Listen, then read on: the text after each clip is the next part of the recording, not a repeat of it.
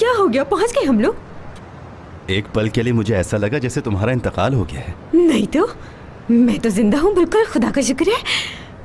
लेकिन तुमने ऐसा क्यों कहा? कहीं मैं वाकई तो नहीं मर गई? चेक तो करो। मेरी ड्राइविंग से सड़क चीखें मार रही थी, लेकिन तुम बिल्कुल बुद्ध बन के बैठी हुई थी। मुझे लगा जैसे तुम ऊपर पहुंच गई हो। वैसे पहली लड़की देखी है जिसने मेरी ड्राइविंग पे चीखें नहीं मारी। हाँ, इतनी तेज ड्राइविंग कर रहे थे तुम, मुझे तो पता ही नहीं चला। वाह वाह वाह वाह वाह, यानी मेरे मीटर की सुई टूट जाएगी तब तुम्हें पता चलेगा। देखो डियर रुक, ठीक है, मैं हॉस्पिटल में एक नर्स हूँ, बेशक लोगों को समझाती हूँ कि तेज ड्राइविंग ना करें क्योंकि जिंदगी बहुत ही कीमती शय है आखिर। लेकिन इसका हरगिज़ ये मतलब नहीं कि तेज रफ्तारी कोई बुरी चीज है। बल्कि सच कहूँ तो मुझे तो स्पीड से इश्क है। जी चाहता है कि रॉकेट में बैठकर खला में पहुंच जाऊँ और उड़ती रहूं।